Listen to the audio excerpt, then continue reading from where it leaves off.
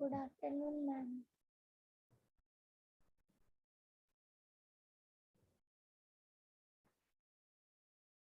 Hello, अब clear है आवाज?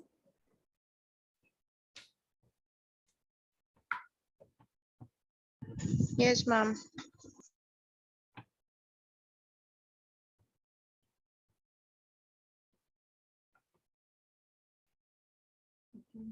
सभी लोग प्रेजेंट हैं? ओके। तो लास्ट क्लास में हमने क्या पढ़ा था, आप लोग बता सकते हैं?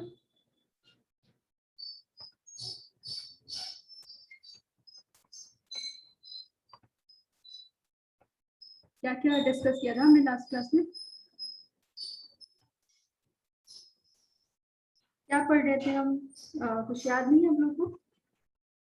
मैम लास्ट क्लास में हम लोगों ने माइटोकॉन्ड्रिया पढ़ा था और उसमें एंडो सिम्बायोटिक थ्योरी किया था और इसका स्ट्रक्चर लिखे थे और 2 फंक्शंस लिखवाए थे आप। और कौन से ऑर्गेनेल पढ़े थे माइटोकॉन्ड्रिया के अलावा? मैम लाइसोसोम्स और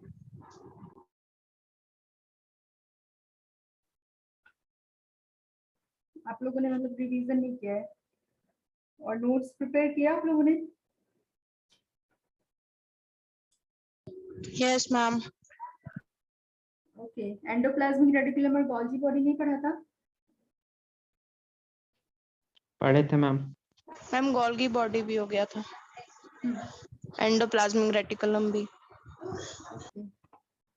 अच्छा, एंडोसिम्बाटिक थ्योरी क्या थी, कोई बता सकते हैं?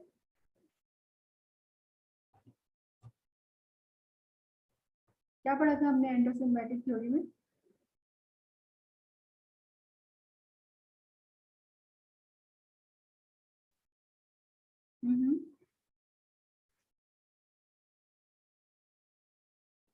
कुछ नहीं याद है आप लोगों को?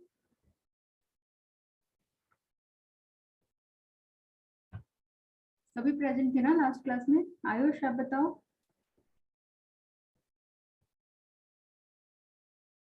ऋषभ आप न्यू हो क्या?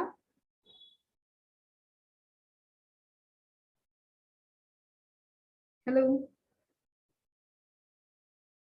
Rishabh, are you there?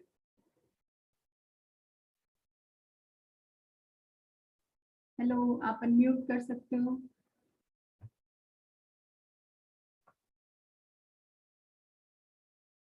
आवाज नहीं आ रही है? शली? यस मैम आ रही है। ओके। एंडोसिम्बाटिक थ्योरी बता सकते हो?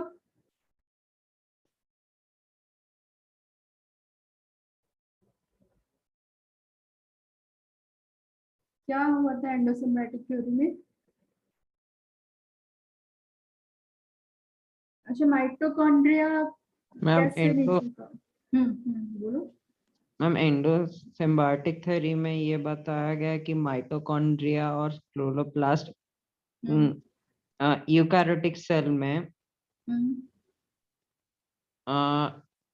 इंडाइजेस्ट हो जाते हैं एरोबिक बैक्टीरिया के द्वारा। नहीं, वो तो आप, मैंने जो आपको समझाया था वो एक मेथड आप समझा रहे हो, बट एक्चुअली एंडोसिम्बाटिक थ्योरी होती क्या है? उसमें ये होता है ना कि जो प्रोकैरियोटिक सेल्स हैं उनसे ही कहीं ना कहीं हमारे यूकैरियोटिक सेल्स इवॉल्व हुए हैं। ऐसे ही बताया था ना कि जो माइटोकॉन्ड्रिया है, क्लोरोप्लास्ट था, वो सबसे पहले हमारे जो प्रोकैरियोटिक सेल्स थे ऐसे वो फ्रीली मूविंग बैक्टीरिया की तरह मिलते थे, है ना? एरोबिक प्रोकैरियोट्स के बारे में बताया था जो O2 का यूज करके एटीपी बनाते थे, एंड एक फोटोसिंथेटिक बैक्टीरिया थे। दोनों अलग अलग फ्रीली वो मूव कर रहे थे ना, हमारे एनवायरमेंट में फ्रीली एग्जिस्टिंग थे। देन क्या हुआ, उनको एक यूकैरियोटिक सेल ने इंगल्फ कर लिया, है ना? तब वो उनके अंदर आ गए एंड वो डाइजेशन नहीं हुआ उनका। क्या हुआ, वो दोनों एसोसिएट होके तीनों साथ में रहने लगे। तो क्या हो गया, ये एंडोसिम्बायोटिक थ्योरी। इससे हमें ये पता चला कि कहीं ना कहीं जो हमारे यूकैरियोटिक सेल्स हैं वो हमारे प्रोकैरियोटिक सेल से इवॉल्व होकर बने हैं। ठीक है?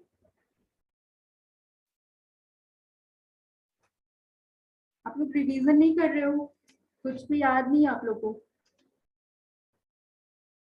और क्या बताया था मैंने माइटोकॉन्ड्रिया के अंदर? सेलुलर रेस्पिरेशन वाली प्रोसेस बताई थी।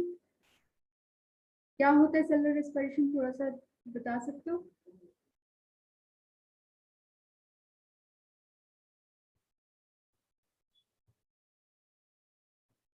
क्या हो रहा था सेलुलर रेस्पिरेशन में?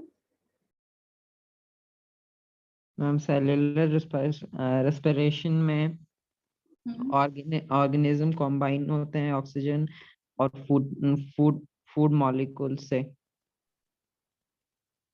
चलो ये डायग्राम देखकर आप एक्सप्लेन करके बताओ क्या हो रहा था।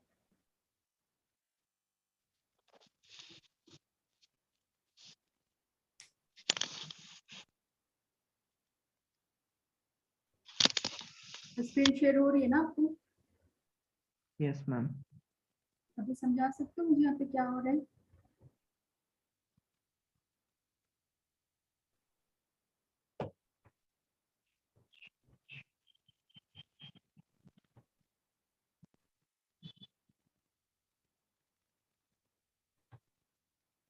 क्या क्या हो रहा था इधर?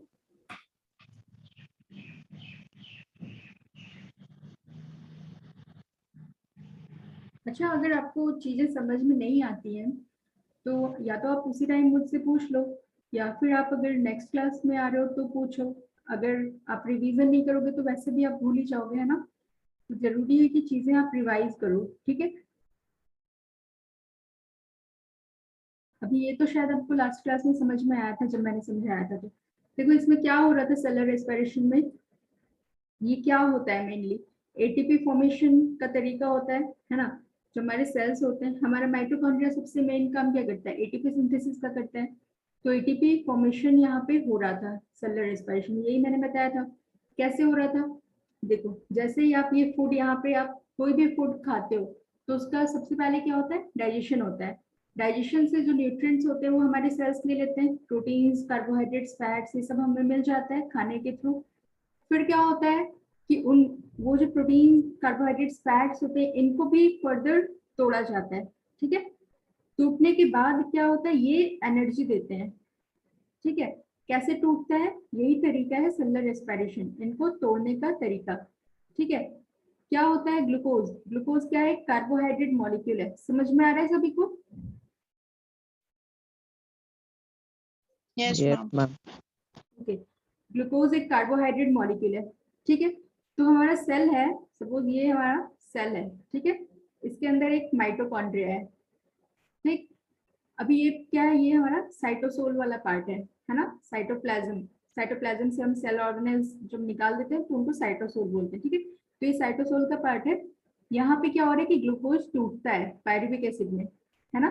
और पायरुविक एसिड फर्दर हमारे यहाँ पे पायरुविक एसिड बना और ये हमारे माइटोकॉन्ड्रिया में जाता है, ठीक है? और माइटोकॉन्ड्रिया में जाकर ये फर्दर टूटता है। किन में टूटेगा? एसिटाइल सीओए में टूटेगा। देन क्रेब्स साइकिल होगी, क्रेब्स साइकिल से NADH और FADH2 बन रहा था। हालांकि ये सब आपके लिए इतना इंपॉर्टेंट नहीं है, बट एक ओवरऑल प्रोसीजर आपको जानना जरूरी है कि यहाँ पे माइटोकॉन्ड्रिया के मैट्रिक्स के अंदर हमारा क्रेब्स साइकिल परफॉर्म होता है, ठीक है? और क्रेब्स साइकिल परफॉर्म होने के बाद जो हमें मिलता है वो क्या मिलता है? ये दोनों मिलते हैं इलेक्ट्रॉन कैरियर्स जो होते हैं NADH और FADH2। ये फर्दर कहाँ जाते हैं? ये यहाँ पे जाते हैं, जो ये इंटरमेम्ब्रेन स्पेस है, ठीक है? माइटोकॉन्ड्रिया का जो इंटरमेम्ब्रेन स्पेस है यहाँ पे जाते हैं। और यहाँ पे जाकर क्या होता है? फाइनली इलेक्ट्रॉन ट्रांसपोर्ट चेन होता है और हमारा एटीपी बनता है, ठीक है? अभी क्लियर है सभी को? Yes ma'am. Yes ma'am. ये आप जाकर घर पे जरूर से रिवाइज करना। और सारे सेल ऑर्गेनेल्स एंड पूरा आज हमारा चैप्टर ऑलमोस्ट खत्म हो जाएगा, तो आप सारे पूरे यूनिट का अच्छे से नोट्स प्रिपेयर करो, ठीक है? तभी चीजें याद रह पाएंगी आपको। आज हम कौन सा ऑर्गेनल पढ़ने वाले हैं? प्लास्टिड्स। क्या होते हैं प्लास्टिड्स?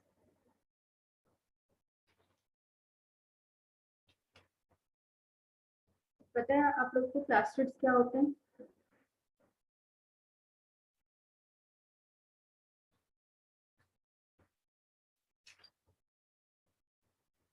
किसमें, कौन सा ऑर्गेनिज्म में मिलेगा प्लास्टिडम में? Eukaryotic organism. हाँ, यूकैरियोटिक में तो मिलेगा, बट किसमें मिलेगा? एनिमल्स में मिलेगा, मैम प्लांट्स में। प्लांट्स में। प्लांट्स में मिलेगा। ठीक है, तो ये क्या होते हैं?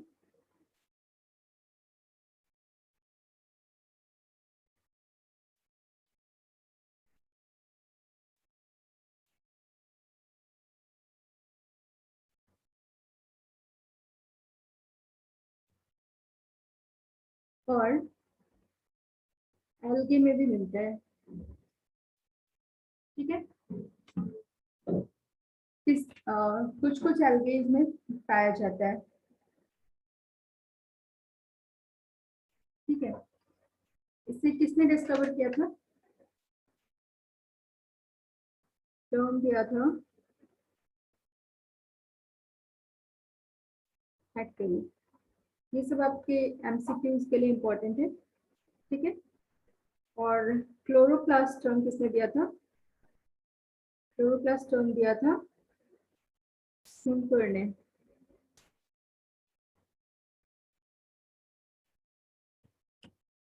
ठीक है, ये देखो अभी ये आपको एक डायग्राम दिख रहा है यहाँ पे। Yes ma'am.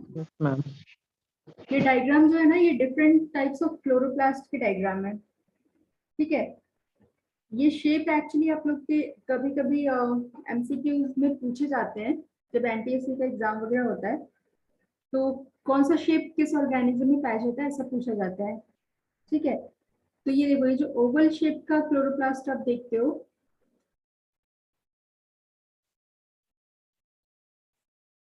ये ओवल शेप का क्लोरोप्लास्ट हमें हायर प्लांट्स में देखने को मिलता है। ठीक है, ये जो रिबन शेप देख रहे हो आप, ये स्पाइरल शेप का दिख रहा है ना? ये स्पाइरल शेप जैसा दिख रहा है ना आपको? ये किसमें मिलता है? स्पाइरोगाइरा में। ये क्या होता है? ये एल्गे होता है। ठीक है, ये गर्डल शेप आपको दिख रहा है, ये भी यूलोथ्रिक्स में मिलता है, ये भी एक एल्गे होता है। ठीक है, और ये कप शेप जो दिख रहा है, ये क्लेमाइडोमोनास, ये भी एल्गे होता है। ठीक है, तो ये नाम बस आप याद रखना कि कौन सा शेप हमें किस में दिख रहा है। ठीक है, डिफरेंट डिफरेंट शेप के क्लोरोप्लास्ट होते हैं। अच्छा, प्लास्टिड्स कितने टाइप के होते हैं?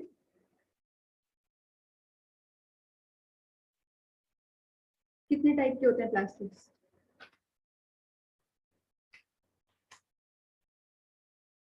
2 टाइप्स के होते हैं। ठीक है, पहला होता है हमारा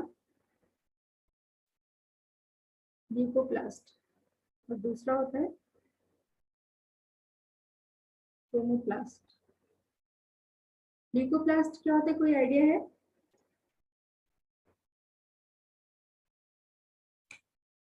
देखो, जो ल्यूकोप्लास्ट होता है ना, वो कलरलेस होता है, मतलब कोई कलर उसमें होता नहीं है। मेनली उनका काम क्या होता है? वो फूड रिजर्व करने के काम में आते हैं। ठीक है, प्लांट्स में जो फूड रिजर्व होते हैं वो ल्यूकोप्लास्ट के अंदर होते हैं। फूड मतलब जैसे कि स्टार्च हो गया, ऑयल्स हो गया, प्रोटीन्स हो गए, ये सारी चीजें कहाँ पे स्टोर होती हैं? ल्यूकोप्लास्ट के अंदर। ठीक है, और क्रोमोप्लास्ट क्या होता है? क्रोमोप्लास्ट जो होता है वो कलर्स के लिए रिस्पॉन्सिबल होता है। जो भी आप देखते हो, जितने भी फ्लावर्स होते हैं डिफरेंट कलर्स के, फ्रूट्स होते हैं डिफरेंट कलर्स के, वो किनकी वजह से होता है? वो क्रोमोप्लास्ट की वजह से होता है। ठीक है, क्रोमोप्लास्ट और क्या करेगा?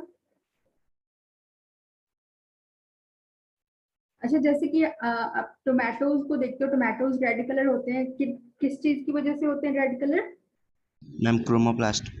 हाँ, और स्पेशली एक लाइकोपिन नाम का सब्सटेंस मिलता है, उसमें लाइकोपिन की वजह से वो रेड कलर के होते हैं। ठीक है, अच्छा, जो पॉलिनेशन में जो हेल्प करेंगे, कौन हेल्प करेगा हमें? कौन सा ऑर्गेनल? पॉलिनेशन का मतलब क्या होता है? बीज बीज जो होती हैं वो अट्रैक्ट होती हैं फ्लावर की ओर, है ना, एंड पॉलिनेशन करती हैं। तो वो किसकी वजह से होगा? क्रोमोप्लास्ट की वजह से होगा, क्योंकि क्रोमोप्लास्ट जो है वो रिस्पॉन्सिबल है डिफरेंट कलर्स ऑफ फ्लावर्स के लिए, तो पॉलिनेशन के लिए भी रिस्पॉन्सिबल होगा, है ना? ठीक है, इसके बारे में हम लिख लेते हैं, ये क्या होता है? ल्यूकोप्लास्ट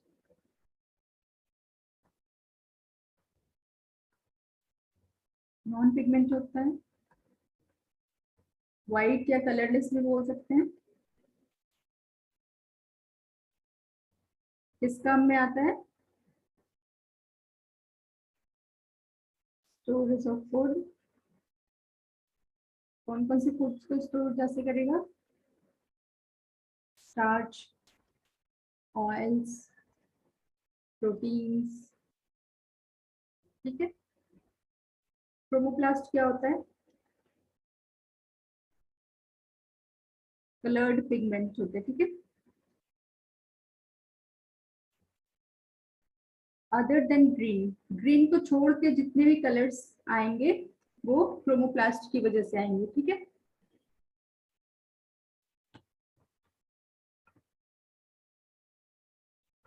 अच्छा ग्रीन कलर के लिए क्या होगा फिर? क्लोरोप्लास्ट। क्लोरोप्लास्ट, क्लोरोप्लास्ट भी एक टाइप का क्रोमोप्लास्ट ही है। ठीक है, बट वो क्लोरोफिल की प्रेजेंस की वजह से ग्रीन कलर का होता है।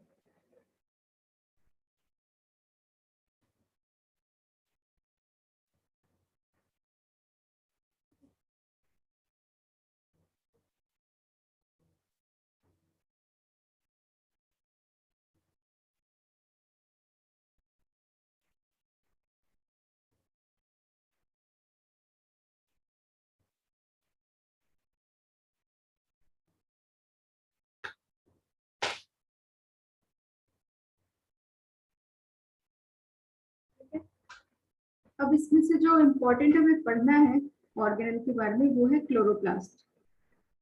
क्लोरोप्लास्ट का स्ट्रक्चर पता है आप सभी को?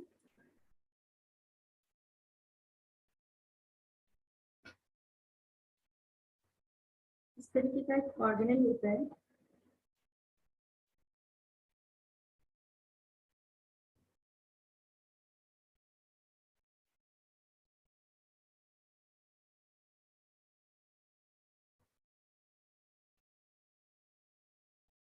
ये क्या है, किसी को मालूम है ये स्ट्रक्चर मैंने क्या बनाया यहाँ पे?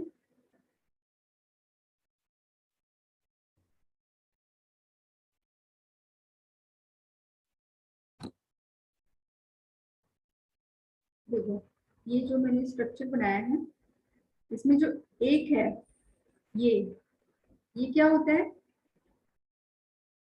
इसे हम कहते हैं थैलाकॉइड। ठीक है, और जो स्टैक्स अरेंज होता है थैलाकॉइड का एक के ऊपर एक, इस कंप्लीट स्ट्रक्चर को क्या बोलते हैं? ये होता है ग्राना। ठीक है, समझ में आ रहा है?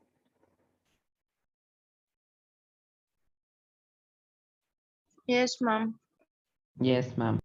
ये ग्रैनम होता है एक, और जो ये आपको मल्टीपल ग्रैनम दिख रहे हैं ना, 1 2 3 4 इस तरीके से, तो ये ग्रैनम को अगर हम, ये सिंगुलर होता है। ठीक है, ये ग्रैनम सिंगुलर है, एंड जब उसको सारे ग्रैनम को हम एक साथ ले लेंगे तो उन्हें क्या बोलेंगे? प्लूरल में उनको ग्रैना बोला जाता है। ठीक है, ये प्लूरल होता है। और जो ये दिख रहा है ना आपको, ये ग्रैनम एक दूसरे से अटैच्ड है, इस तरीके से आपको ये स्ट्रक्चर दिख रहा है, इसे बोलते हैं लैमेला। ठीक है, अब देखो ये क्लोरोप्लास्ट है, क्लोरोप्लास्ट के अंदर भी हमें सर्कुलर डीएनए दिखेगा। प्रोकैरियोट्स की तरह इनका नेचर होता है ना, तो सर्कुलर डीएनए दिखेगा। और क्या दिखेंगे इसमें हमें? राइबोसोम्स दिखेंगे 70s टाइप के। ठीक है, इसकी ये मैट्रिक्स होगी, इसकी मैट्रिक्स को क्या बोलते हैं? इसमें जो मैट्रिक्स प्रेजेंट होती है उसे क्या बोलते हैं?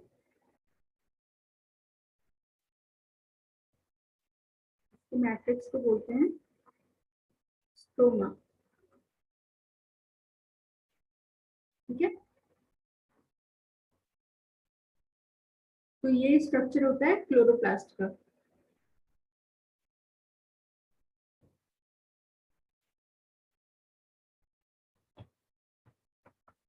आपने फोटोसिंथेसिस के बारे में सुना है? Yes ma'am. क्या होती है Yes. Photosynthesis?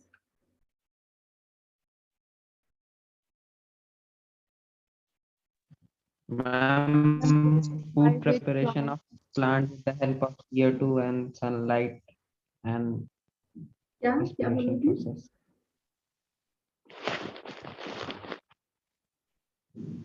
And process by which plants make their food with the help of chlorophyll in presence of sunlight. It is a process by which plants prepare their own food with the help of sunlight in the presence of water and carbon dioxide, है ना? तो इसमें mainly होता क्या है कि हमारा light energy जो सन से आ रही है, ठीक है, प्लस वाटर जो रूट से प्लांट्स लेते हैं, प्लस कार्बन डाइऑक्साइड जो गैस प्लांट्स एयर से लेते हैं, ठीक है, ये सारी चीजें मिलकर क्या करती हैं? फूड बनाती हैं, यानी कि शुगर मॉलिक्यूल यानी कि ग्लूकोज, ठीक है, ये प्लांट का फूड होता है, ये बनाती है, और साथ में क्या निकल जाता है? ऑक्सीजन निकल जाता है। यही ऑक्सीजन क्या होता है? हमारा एटमॉस्फेयर में रिलीज हो जाता है, जिसको हम ह्यूमंस अपने रेस्पिरेशन के लिए यूज करते हैं, ठीक है। तो ये जो हमारी प्रोसेस होती है इसे फोटोसिंथेसिस कहा जाता है। फोटोसिंथेसिस पता है कहाँ होती है? इस क्लोरोप्लास्ट के अंदर होती है। जो यहाँ पे आप ये ग्रैना पार्ट देख लो ना, इनमें क्या होता है? ऐसे बहुत सारे क्लोरोफिल प्रेजेंट होते हैं, ठीक है। क्लोरोफिल मॉलिक्यूल जो ग्रीन कलर के लिए रिस्पॉन्सिबल होते हैं वो कहाँ प्रेजेंट होते हैं? इसी थैलाकॉइड के अंदर प्रेजेंट होते हैं, ठीक है। तो बहुत सारे क्लोरोफिल मॉलिक्यूल्स इसमें प्रेजेंट है। तो जो जब हमारी फोटोसिंथेसिस होगी तो जो लाइट एनर्जी होगी उसको ट्रैप करने का काम कौन करेगा? ये क्लोरोफिल मॉलिक्यूल्स ही करेंगे, ठीक है। उन सनलाइट को एब्जॉर्ब करेगा क्लोरोफिल, और फिर क्या होगा? क्लोरोफिल एक्टिवेट हो जाएगा, ठीक है। क्लोरोफिल एक्टिवेट होने के बाद फर्दर वो क्या करेगा?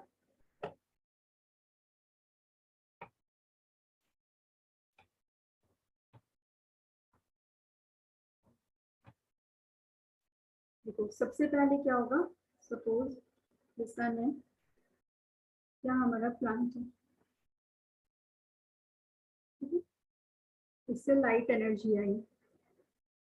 लीव्स ने क्या किया? लीव्स ने सारे लाइट एनर्जी को एब्जॉर्ब कर लिया, ठीक है।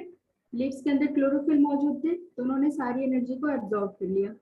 अब लीव्स के अंदर जो हमारा ये पार्ट है जिसके अंदर क्लोरोप्लास्ट वाला जो पार्ट है सेल में, ठीक है, उसके अंदर इस तरीके से थैलाकॉइड प्रेजेंट है।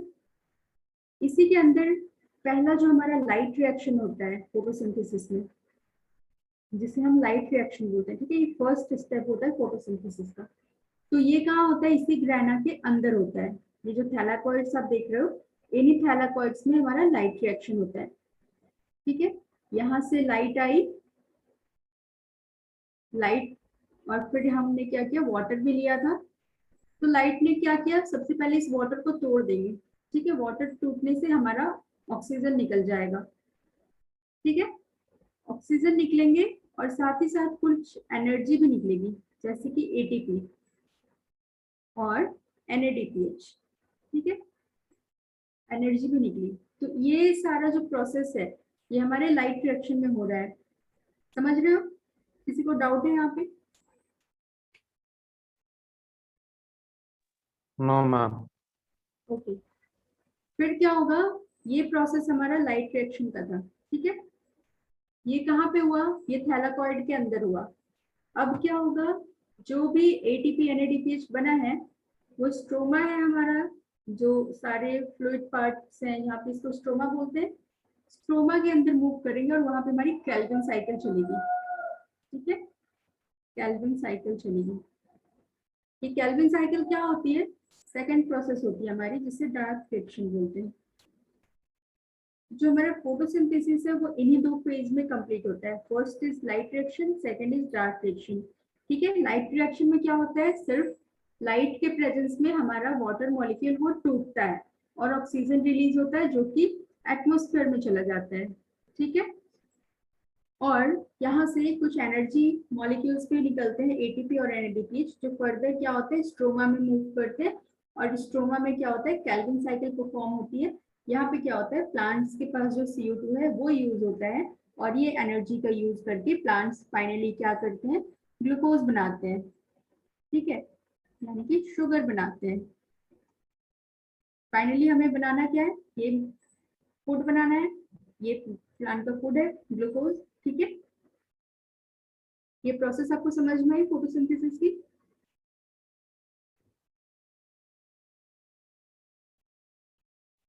Yes ma'am. Yes, ma'am. आपको इसके स्टेप्स नोट डाउन करने हैं।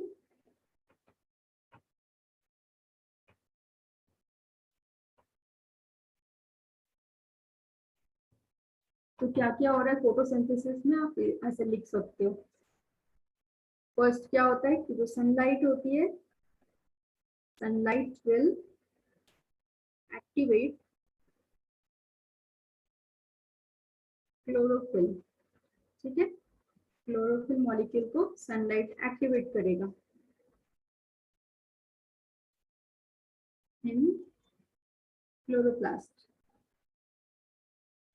इसके बाद क्या होगा, वाटर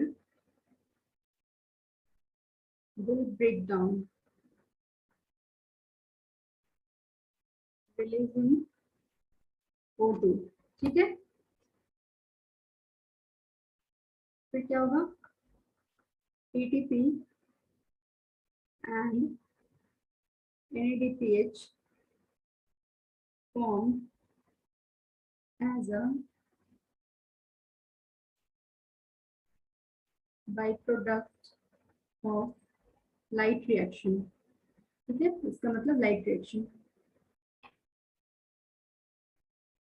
उसके बाद क्या हो रहा है, then ATP and NADPH goes to matrix, जो कि स्ट्रोमा बोलते हैं। ठीक है,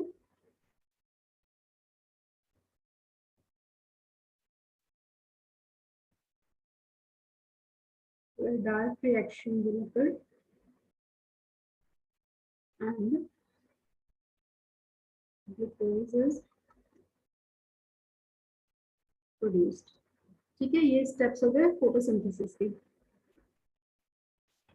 इसमें किसी को डाउट है फोटोसिंथेसिस के प्रोसेस में क्या क्या हुआ?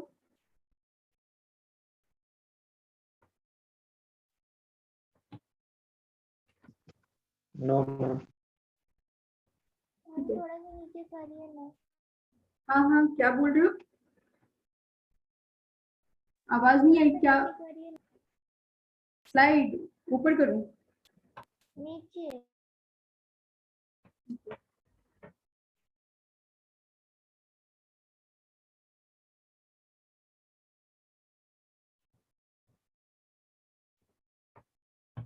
ठीक है, यस मैम।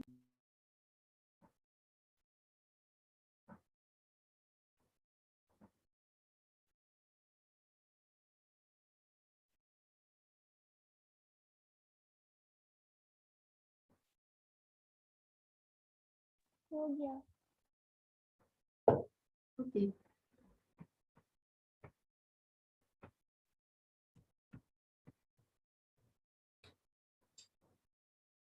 ल्यूकोप्लास्ट के बारे में पढ़ लेते हैं। ल्यूकोप्लास्ट क्या होता है, ये कलरलेस प्लास्टिड्स होते हैं।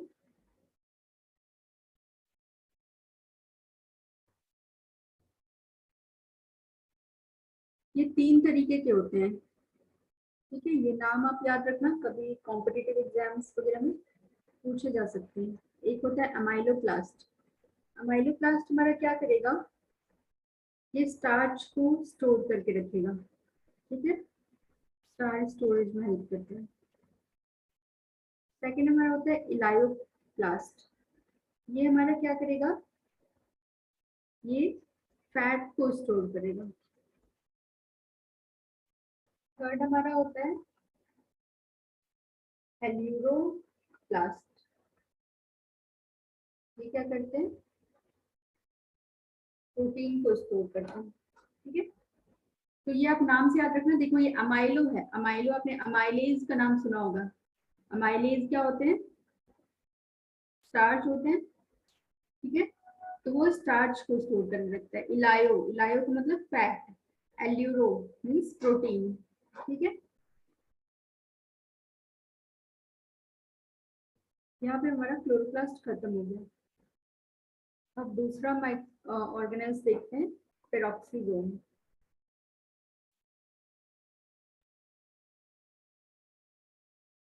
पेरोक्सीसोम्स क्या होते हैं, किसी को आइडिया है? No ma'am. ओके, देखो पेरोक्सीसोम जो टर्म दिया था, ये डी ने दिया था। आप जितने भी छोटे ऑर्गेनल्स को देखते हो ना, या जैसे कि लाइसोसोम है, उसी तरीके से हमारा पेरोक्सीसोम भी होता है। ठीक है, इनका भी ओरिजिन एंडोप्लाज्मिक रेटिकुलम और गोल्जी बॉडी के थ्रू ही होता है। जैसे कि हमने लाइसोसोम के टाइम पे भी देखा था कि वो कहाँ से निकल रहे थे, गोल्जी बॉडी से उनका ओरिजिन हो रहा था ना, इस तरीके से। तो यहाँ पे भी क्या होता है, ये सपोज एंडोप्लाज्मिक रेटिकुलम, यहाँ से एक वेसिकुलर फॉर्म ऐसे निकलेगी और एक वेसिकल यहाँ से टूट जाएगा। ठीक है, तो यही हमारा पेरोक्सीसोम होता है।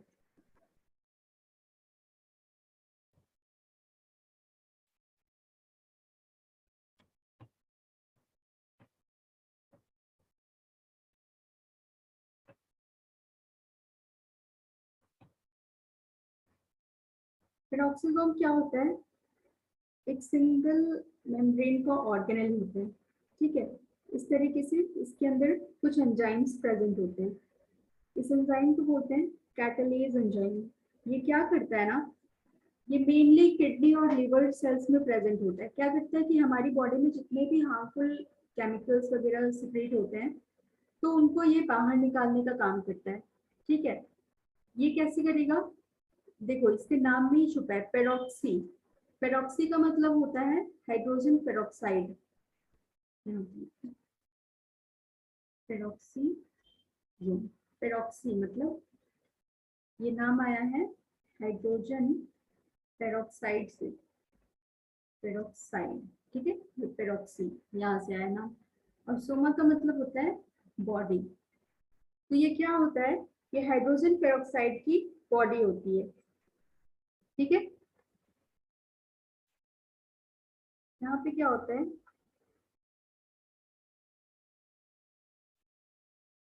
ये कैसा शेप होता है, स्फेरिकल ऑर्गेनल होता है। ठीक है, it contains powerful oxidative enzymes. बहुत सारे एंजाइम्स इनके पास होते हैं, जैसे कि हमारा लाइसोसोम के पास होता था, है ना। लाइसोसोम के पास भी बहुत सारे हाइड्रोलाइटिक एंजाइम्स होते थे, जो क्या करते थे, सेल्स को डिस्ट्रॉय करने का काम करते थे। उसी तरीके से हमारे पेरोक्सीसोम्स के पास भी बहुत सारे एंजाइम्स होते हैं। ठीक है, जो क्या करते हैं, जो भी हमारे हार्मफुल सब्सटेंसेस होते हैं उनको बॉडी से निकालने का काम करते हैं। ठीक है, ये मेनली कहाँ पाए जाएंगे,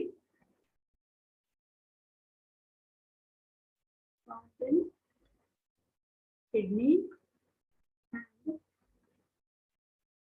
लिवर सेल्स में। ठीक है, ये क्या करते हैं, जो H2O2 होता है, फर्स्ट ये तो उनको सिंथेसाइज करने का काम भी करते हैं। कुछ ऐसे एंजाइम्स होते हैं जो H2O2 पहले सिंथेसाइज करेंगे। सपोज हमारे बॉडी में बहुत सारे फ्री हाइड्रोजन मॉलिक्यूल्स घूम रहे हैं। ठीक है, वो क्या है, वो वेस्ट प्रोडक्ट है। तो हमारा ये पेरोक्सीसोम क्या करेगा, उनके साथ कंबाइन करेगा और उन हाइड्रोजन को हमारे H2O2 में कन्वर्ट करेगा। ठीक है, H2O2 में कन्वर्ट करने के बाद जब दूसरे एंजाइम्स होंगे इनके अंदर, पेरोक्सीसोम के अंदर, वो क्या करेंगे, वो इस H2O2 को तोड़ देंगे। किस किस में तोड़ेंगे, वाटर और ऑक्सीजन में, ठीक है, उनको हाइड्रोलाइज कर देंगे। तो इनके दो काम है, ये H2O2 बना भी रहा है और H2O2 को तोड़ भी रहा है, ठीक है।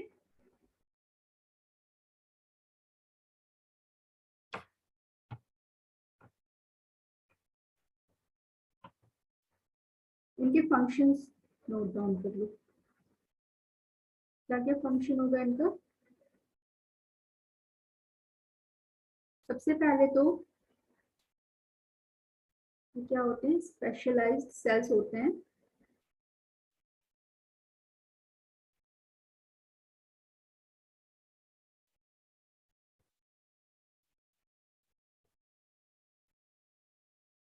जो कि ऑक्सीडेटिव रिएक्शंस करते हैं।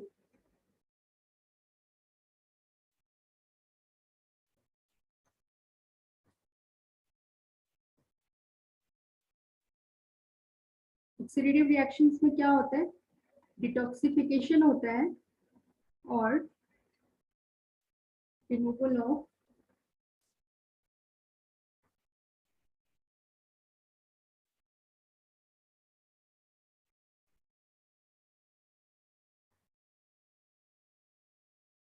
तो ये इनका सबसे मेन फंक्शन हो गया, ठीक है। ये ऑक्सीडेटिव रिएक्शंस करेंगे जिसमें क्या होगा, ये डिटॉक्सिफिकेशंस करेंगे सेल का और हमारे वेस्ट मटेरियल्स को सेल से बाहर निकाल देंगे। दूसरा काम इनका लिपिड कैटाबोलिज्म का भी होता है, मतलब लिपिड मॉलिक्यूल्स को भी ये तोड़ते हैं, ठीक है। अच्छा, प्लांट्स में क्या होता है, प्लांट्स में भी ये पेरोक्सिसोम पाए जाते हैं, ठीक है। ये क्या करते हैं प्लांट्स में, फोटो रेस्पिरेशन का काम करते हैं। फोटो रेस्पिरेशन किसी को पता है क्या होता है? देखो अभी आपने फोटोसिंथेसिस पढ़ी है ना, फोटोसिंथेसिस में क्या हो रहा है कि लाइट का यूज करके प्लांट्स फूड प्रिपेयर कर रहे हैं, ठीक है।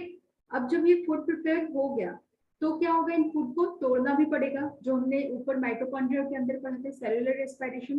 सेलुलर रेस्पिरेशन में क्या हो रहा था कि हमारा फूड जो है फाइनली वो एटीपी में टूट रहा था, है ना।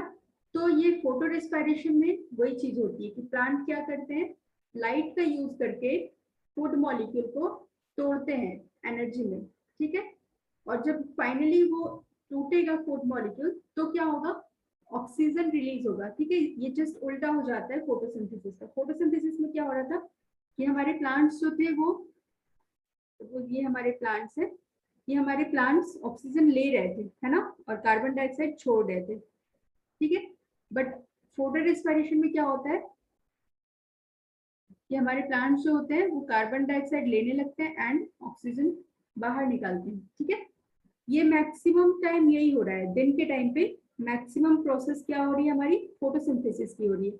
और ये जो फोटो रेस्पिरेशन होता है ये बहुत ही मिनिमम होता है, बहुत ही कम अमाउंट में होता है कि हमें पता ही नहीं चलता है, ठीक है। लेकिन ये प्रोसेस होता है कि प्लांट्स जो होते हैं वो ऑक्सीजन को बाहर निकालते हैं। सॉरी, मैंने उल्टा बता दिया आप लोग को। ये प्लांट्स जो होंगे इस टाइम पे ऑक्सीजन लेने लग जाएंगे, ठीक है, और कार्बन डाइऑक्साइड को बाहर निकालेंगे। और यहाँ पे उल्टा होगा, ये कार्बन डाइऑक्साइड यहाँ मैक्सिमम ले रहे हैं, ये फोटोसिंथेसिस है हमारी, और ये फोटो रेस्पिरेशन है। यहाँ पे किसी को डाउट है, फोटो रेस्पिरेशन क्या होता है आपको समझ में आया? Yes, ma'am. हाँ, तो अब क्या होता है आप बताना एक बार।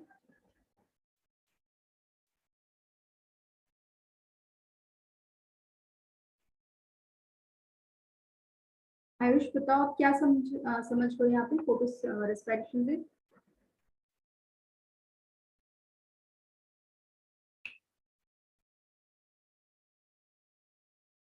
कौन हेल्प कर रहा है हमें फोटो रेस्पिरेशन में? Ma'am, CO2 और photosynthesis.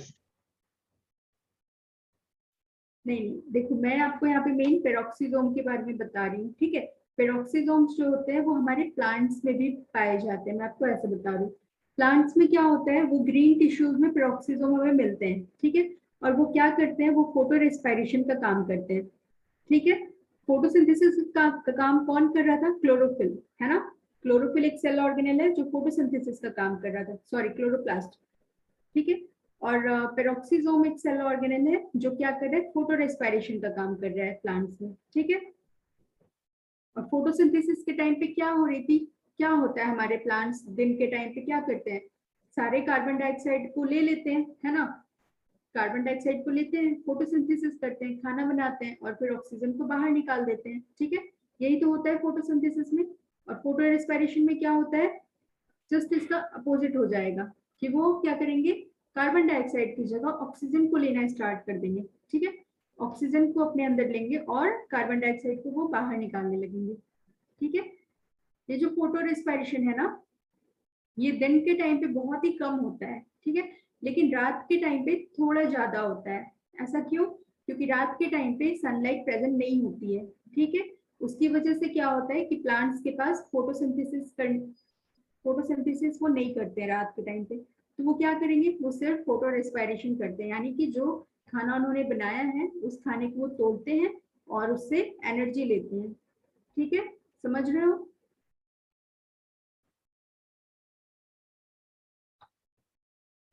Yes ma'am.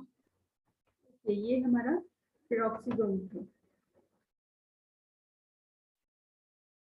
और एनिमल्स में क्या करेंगे, ये प्लांट्स में तो फोटो रेस्पिरेशन कर दिया इन्होंने, लिखा है मैंने, तो इससे यहाँ पे लिख लो आप लोग, प्लांट्स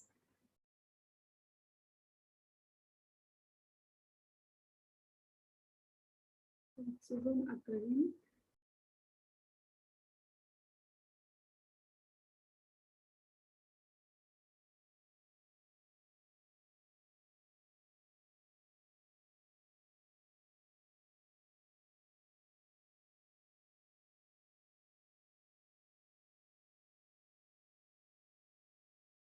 ठीक है। और एनिमल्स में क्या होगा,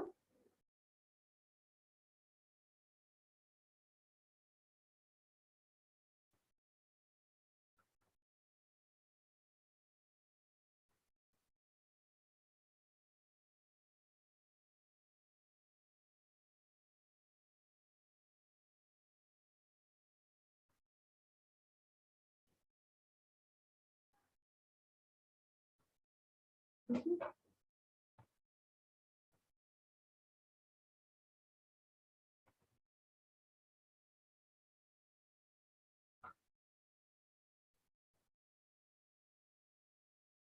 अच्छा, ग्लाइऑक्सीसोम होता है,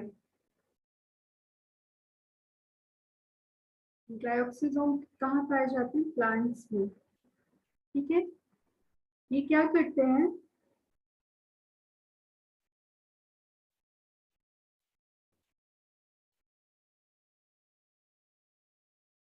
देखो जो हमारी सीड जर्मिनेशन होती है, ठीक है, सपोज ये एक सीड है, आपने देखा होगा, आप कोई भी बीज जब मिट्टी के अंदर लगाते हो तो उसमें से क्या होता है, धीरे धीरे जर्मिनेशन स्टार्ट होता है ना, नया पौधा बनना स्टार्ट होता है। तो कैसे स्टार्ट होगा, अभी तो आप कहोगे कि अच्छा ये तो सीड है, इसके पास तो इतने स्ट्रक्चर्स भी नहीं है, इसके पास लीव्स भी नहीं है, स्टेम भी नहीं है, इसके पास तो क्लोरोप्लास्ट भी नहीं होगा, क्लोरोफिल भी नहीं होगा, फिर ये फोटोसिंथेसिस कैसे करते होंगे, है ना, और कैसे ही अपना खाना तैयार करते होंगे, फिर ये ग्रो कैसे करेंगे, फिर जब इनके पास है ही नहीं फोटोसिंथेसिस करने का मैकेनिज्म, तो ऐसा क्वेश्चन आपने सोचा, कैसा कैसे होता होगा ये सीड जर्मिनेशन हमारा, फिर कैसे हो जाता होगा।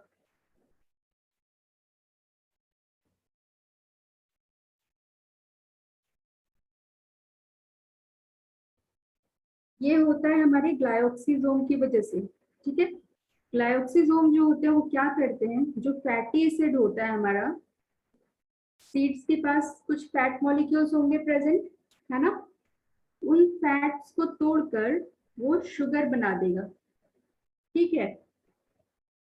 और फिर क्या होगा, इससे जो एनर्जी निकलेगी और कार्बन प्रोड्यूस होंगे, वो क्या करेगा, वो ये सीड यूज करेगा और ये जो शुगर मॉलिक्यूल बना है इसे एज अ फूड यूज करेगा और ये यहाँ से फोटोसिंथेसिस करेगा। ठीक है, ये समझ में आया आपको? ग्लाइकोक्सिजोम हमारा क्या कर रहा है, वो फैटी एसिड को तोड़कर शुगर मॉलिक्यूल में कन्वर्ट कर रहा है।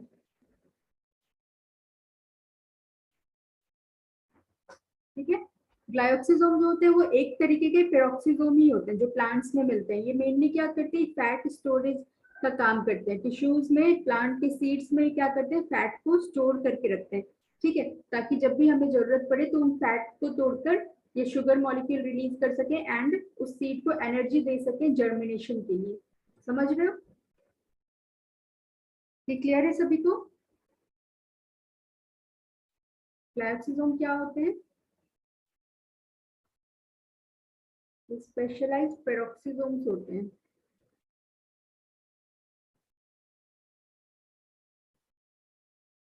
Found in fat storage tissue of plant seeds. ठीक है, सीड्स में मिलते हैं ये क्लियर हुआ सभी को? Yes ma'am. ओके, क्या समझे आप? शैली, आप मुझे एक्सप्लेन कर सकते हो यहाँ ग्लाइकोक्सिजोम में आपने क्या समझा? मैम ग्लाइकोजियम में एक फैटी एसिड होता है जिसके जो शुगर बनाता है और वो सीड्स को जर्मिनेट होने में हेल्प करता है। हाँ देखो, ग्लाइकोक्सिजोम एक स्पेशलाइज्ड टाइप का पेरोक्सिजोम है, आप कह सकते हो। ठीक है, जो कहाँ मिलता है, जो प्लांट्स में मिलता है, मेनली प्लांट के सीड्स में मिलता है। वो क्या करता है, वहां पे फैट स्टोरेज का काम करता है। वो फैट मॉलिक्यूल्स को स्टोर करके रखता है। ठीक है, और जब भी जरूरत होगी, जब सीड जर्मिनेशन का टाइम आएगा तो क्या होगा कि वो फैट मॉलिक्यूल्स वहां से टूटेंगे और शुगर बनाएंगे। ठीक है, और उससे क्या होगा, हमारा एनर्जी मिलेगा, जिससे कि वो जो हमारा सीड है वो जर्मिनेट होगा, जर्मिनेशन उनका स्टार्ट होगा। ठीक है, यस मैम। ओके।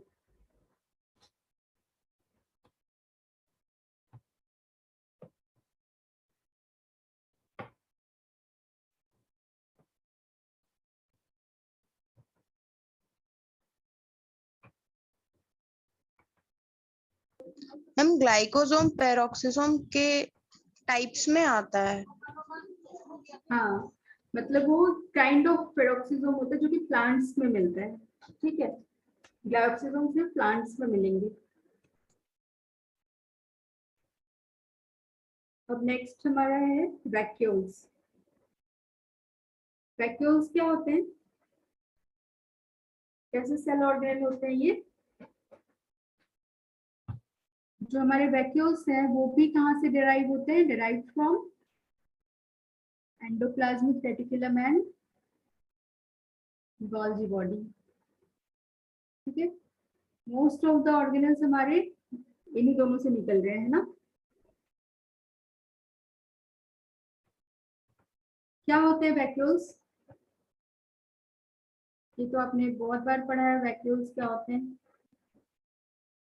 किस में पाया जाता है, प्लांट सेल्स में कि एनिमल सेल्स में? हम प्लांट सेल। प्लांट सेल में, एनिमल में नहीं मिलता। हम एनिमल में होता है बट बहुत स्मॉल होता है। ओके, और यूनिसेलुलर ऑर्गेनिजम्स में? यूनिसेलुलर ऑर्गेनिजम्स क्या होते हैं आपको पता है?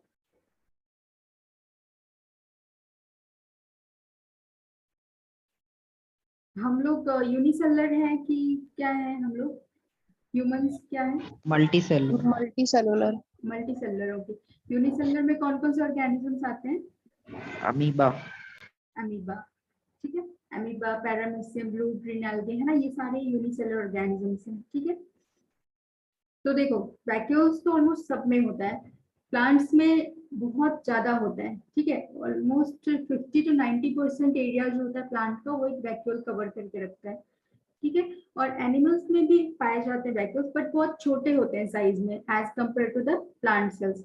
और क्या होते हैं, जब मैंने आपको लाइसोसोम के बारे में बताया था तो मैंने आपको फाइगोसाइटोसिस की प्रोसेस बताई थी, अमीबा में किस तरीके से हो रहा था, याद है आपको? फाइगोसाइटोसिस की प्रोसेस बताई थी ना, कि इस तरीके से ये अमीबा था, इसके अंदर ये न्यूक्लियस है, यहाँ पे फूड पार्टिकल है, इससे खाना है अमीबा को, है ना? कैसे खाएगा ये? इस तरीके से सूडोपोडिया बनाता था, ठीक है। तो फूड पार्टिकल को इसके अंदर लेना था इसे, फिर क्या हो रहा था,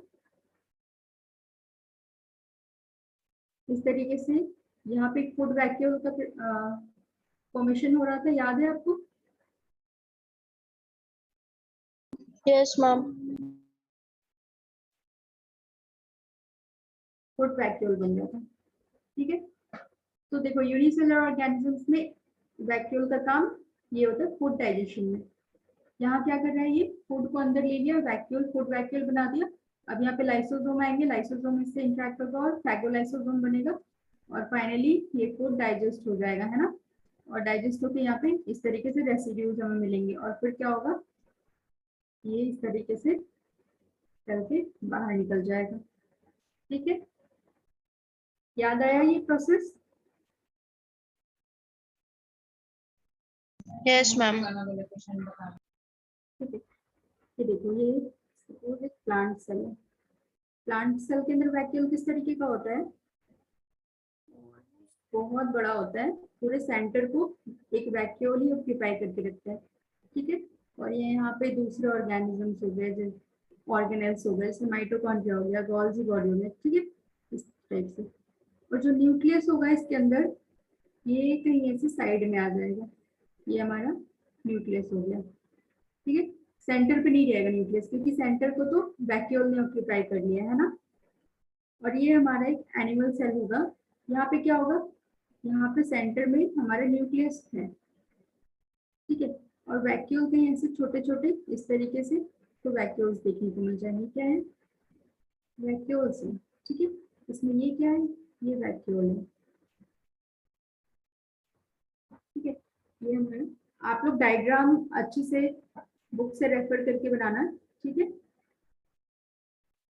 ये एनिमल सेल है। तो साइज का डिफरेंस देखा आपने, किस तरीके से साइज का डिफरेंस होता है वैक्यूल्स में।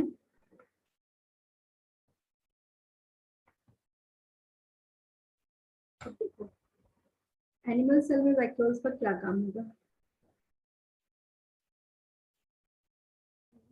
एनिमल सेल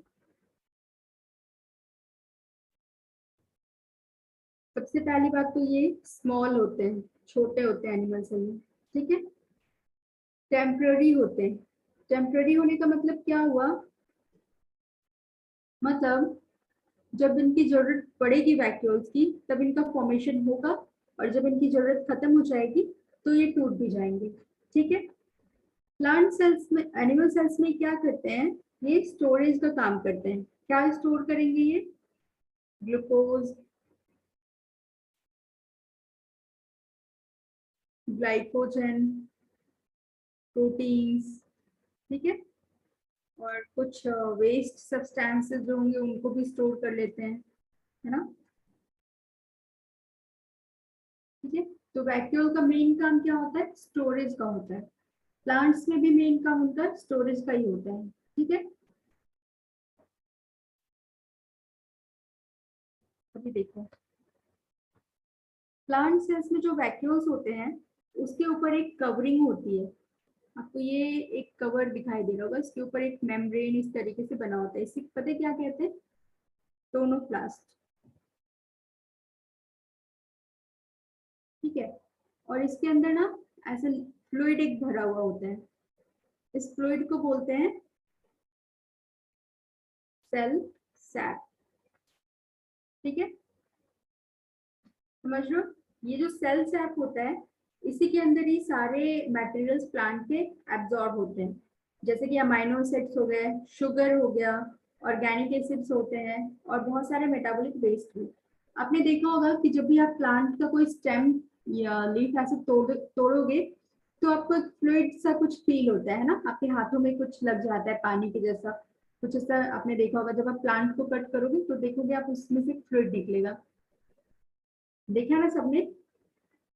तो वो क्या होता है, वो हमारा वैक्यूल होता है। वो कटने की वजह से उसके अंदर से फ्लूइड रिलीज होता है, ठीक है। ये वही सेल सैप होता है जिसके अंदर हमारा जो फ्लूइड है उसके अंदर प्लांट ने अपने सारे न्यूट्रिएंट्स को स्टोर करके रखा हुआ है, और कुछ कुछ वेस्ट प्रोडक्ट्स होते हैं उनको भी स्टोर करके रखा हुआ है, ठीक है। ये क्लियर है सभी को?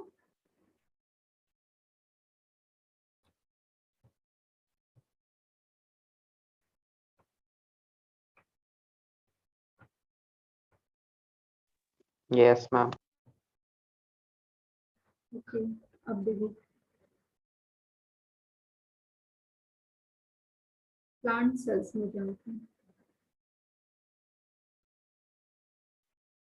प्लांट सेल्स में क्या होता है, जो वैक्यूल का वॉल होता है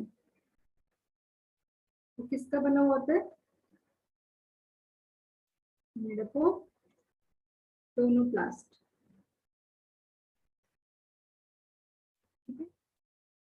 प्लांट सेल के अंदर वैक्यूल बहुत ही लार्ज होता है, ऑलमोस्ट 50 to 90% एरिया जो होता है वैक्यूल ही कवर करके रखता है ना।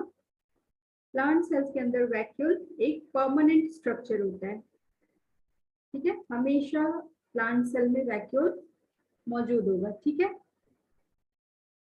परमानेंट स्ट्रक्चर होता है। इसके अंदर में क्या होता है, सेल सैप होता है। सेल सैप क्या करता है, ये अमाइनो एसिड्स, शुगर्स और कुछ ऑर्गेनिक एसिड्स, कुछ वेस्ट प्रोडक्ट्स, मेटाबॉलिक वेस्ट, इन सबको स्टोर करके रखता है। ये हमारा सेल सैप होता है, ठीक है।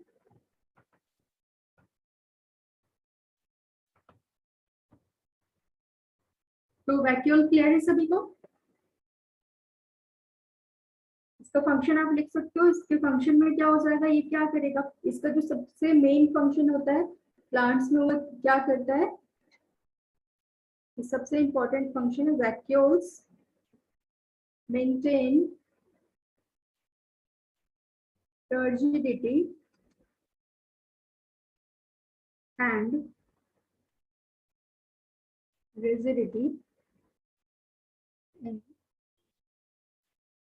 plant cells, ठीक है। टर्जिडिटी का मतलब it prevents loss of water, turgid बना के रखता है।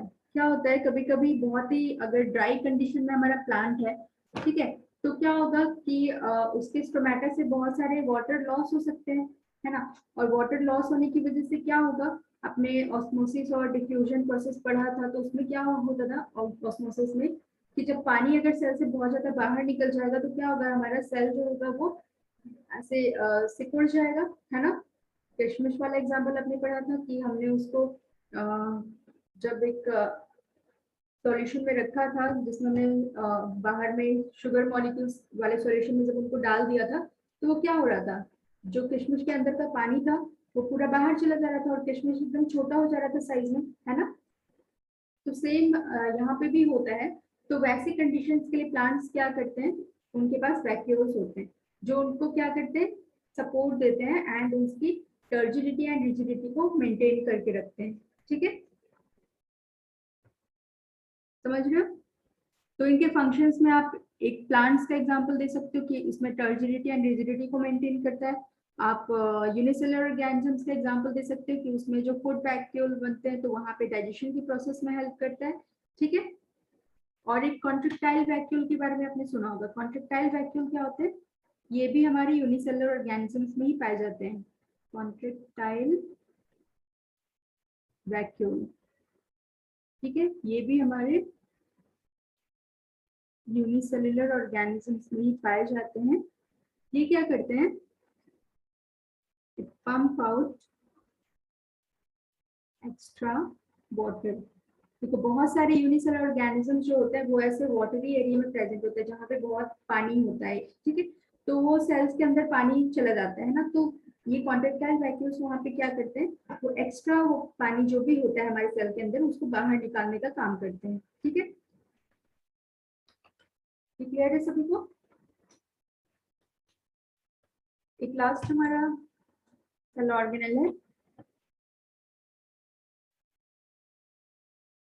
सेंट्रोसोम।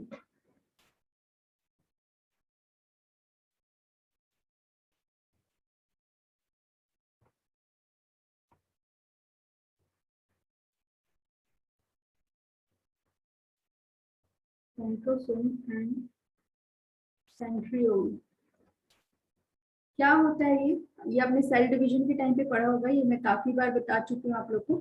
सेंट्रियोल और सेंट्रोसोम क्या होता है, कोई आइडिया? ये क्या हो रहा है, ये आप स्ट्रक्चर देख पा रहे हो यहाँ पे, क्या हो रहा है, ये किस चीज का स्ट्रक्चर है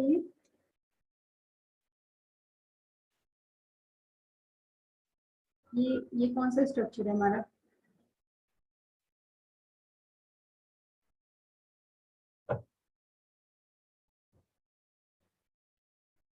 आयुषी आप बताओ बच्चे, ये कौन सा स्ट्रक्चर है, क्या हो रहा है यहाँ पे?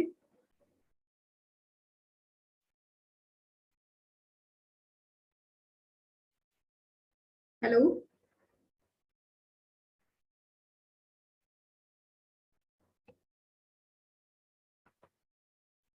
आयुषी, आप सुन रहे हो मुझे?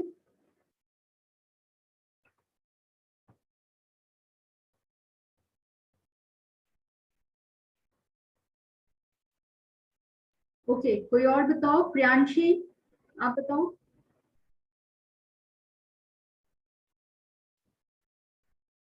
आवाज नहीं आ रही है क्या मेरी आप लोगों को? हेलो यस मैम, आ रही है आवाज। हाँ तो बताओ ना, क्या कौन सा स्ट्रक्चर हम लोग स्टडी कर रहे हैं यहाँ पे? ये क्या है, ये जो आप देख पा रहे हो?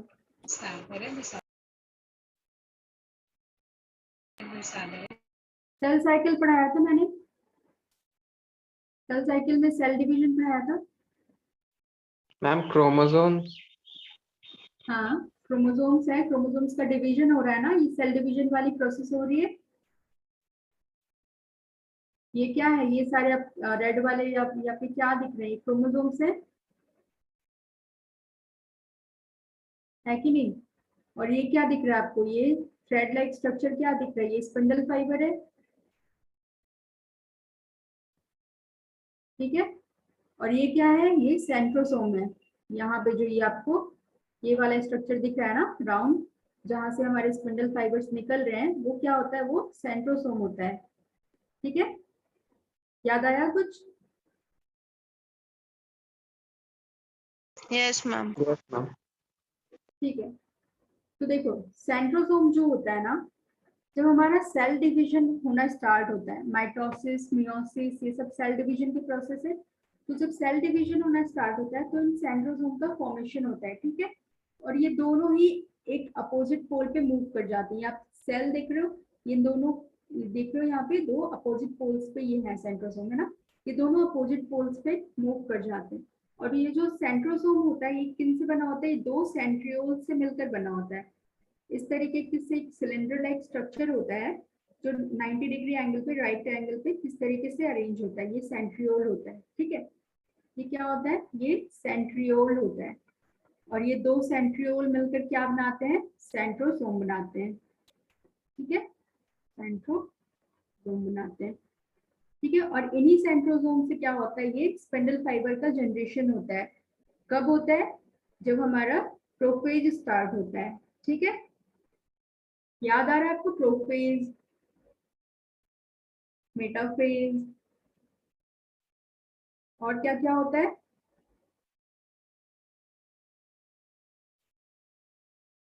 टेलोफेज, ठीक है। प्रोफेज, प्रोफेज में क्या होता है, हमारा सेल जो होता है इसका न्यूक्लियर मेम्ब्रेन यहाँ से डिसअपियर होता है, याद आ रहा है, यहाँ से मैंने बताया था आपको न्यूक्लियर मेम्ब्रेन डिसअपियर होता है, और क्या क्या होता है इस सेल के अंदर, इस तरीके से क्रोमोसोम्स बनने स्टार्ट हो जाते हैं, है ना। जो आपका थ्रेड लाइक स्ट्रक्चर होता है वो क्रोमोसोम्स बना लेता है, ठीक है। और यहाँ पे सेंट्रियोल्स आ जाते हैं, ये दो अपोजिट पोल्स पे इस तरीके से सेंट्रियोल्स आ जाते हैं, ठीक है। तो यहाँ पे हम सेंट्रियोल्स को स्टडी कर रहे हैं। और सेंट्रियोल्स, ये देखो, ये जो आपको सिलेंडर लाइक स्ट्रक्चर दिख रहे हैं सेंट्रियोल्स होते हैं। और ये होते कैसे एक्चुअली, ये छोटे छोटे इस तरीके से माइक्रोट्यूब्यूल्स के बने होते हैं, ठीक है।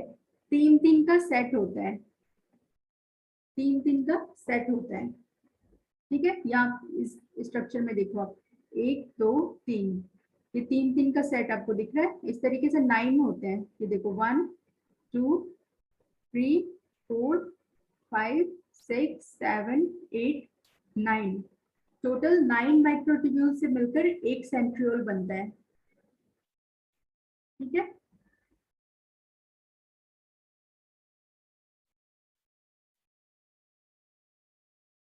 नाइन माइक्रोट्यूब्यूल से एक सेंट्रियोल बनता है, ठीक है। इसका अरेंजमेंट ना ऑलमोस्ट ऐसा होता है, 1 2 3, 1 2 3, तीन तीन के सेट में होते हैं। और कितने होंगे, 9 होंगे, ठीक है। 4 5 6 7 8 9, ये सेंटर से इस तरीके से अटैच होते हैं। ये मैं आपको सिलेंडर वाला स्ट्रक्चर बड़ा करके बता रही हूँ, ठीक है। देखो ये जो सेंट्रियोल्स होते हैं ना, इनके पास एक कोई भी मेम्ब्रेन नहीं होता है। हमारे सेल में 3 ही ऐसे पार्ट्स हैं जिनके पास मेम्ब्रेन नहीं होता, विदाउट आउटर मेम्ब्रेन प्रेजेंट होते हैं। कौन कौन से होते हैं वो, सेंट्रियोल, और क्या पढ़ाया था मैंने, न्यूक्लियोलस।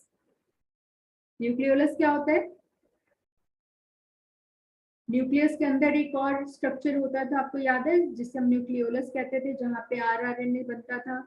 न्यूक्लियस आप जब रिवाइज करोगे तो आपको याद आएगा कि उसके अंदर न्यूक्लियोलस होता था।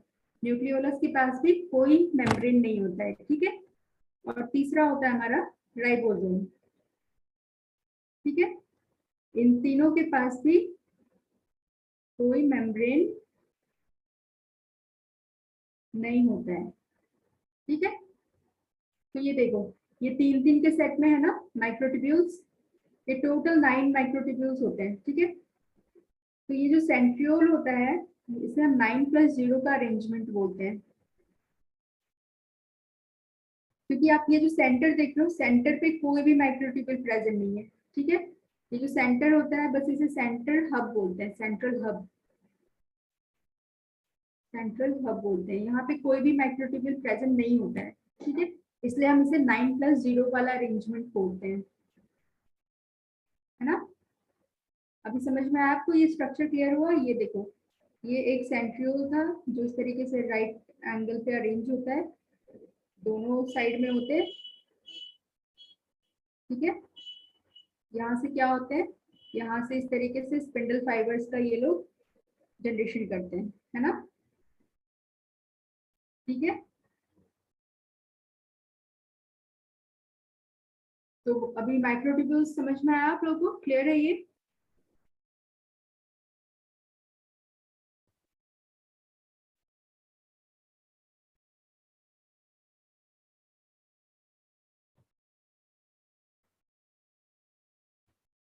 क्लियर हुई आपको आज जो जो मैंने पढ़ाया, क्या क्या पढ़ा आज हम लोगों ने, एक बार बताना कोई।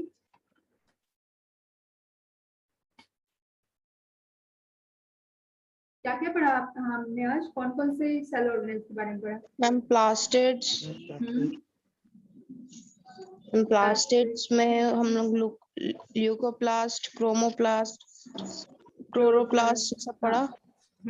फोटोसिंथेसिस कैसे होता है वो, और फिर उसके शेप्स पढ़े। फिर उसके बाद ल्यूकोप्लास्ट में पेरोक्सिसोम्स पढ़ा, उसके फंक्शंस। नहीं नहीं, और ल्यूकोप्लास्ट में नहीं, पेरोक्सिसोम तो हमने अलग पढ़ा ना, peroxisome is a different cell organelle, leucoplast तो प्लास्टिड के अंदर खत्म हो गया, ठीक है। पेरोक्सिसोम हमारा नेक्स्ट ऑर्गेनेल हमने पढ़ा। देन हमने ग्लायोक्सिसोम एक और ऑर्गेनेल पढ़ा था जो कि पेरोक्सिसोम की तरह होता है, ठीक है। यस फिर यस हमने मैम, वैक्यूल्स के बारे में पढ़ा और फिर सेंट्रियोल्स के बारे में पढ़ा, सेंट्रियोल्स। ठीक है। तो ये सारी चीजें आप विथ नोट्स अपने कॉपी में नोट डाउन करना, अच्छे से नोट्स बनाना विद डायग्राम, ठीक है। अच्छे से बनाओ तभी आपको सारे पॉइंट्स क्लियर होंगे, और जो आपको नहीं समझ में आ रहा है वो फिर आप मुझसे पूछो, ठीक है। और ऐसे अगर आप डिले करते जाओगे ना, एक क्लास के बाद एक क्लास अगर डिले होता गया, आपके सारे वो ऐसे वेस्ट हो जाएगा, कोई मतलब नहीं रह जाएगा फिर ये पढ़ने का, ठीक है। क्योंकि आप भूल जाओगे, आपको पिछला कुछ भी याद ही नहीं रहेगा, फिर आगे का पढ़ने का कोई फायदा नहीं होने वाला। तो आप इसके नोट्स बनाओ।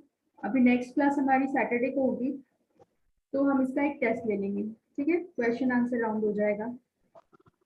तो आप ये चैप्टर अच्छे से प्रिपेयर करके आना, ठीक है।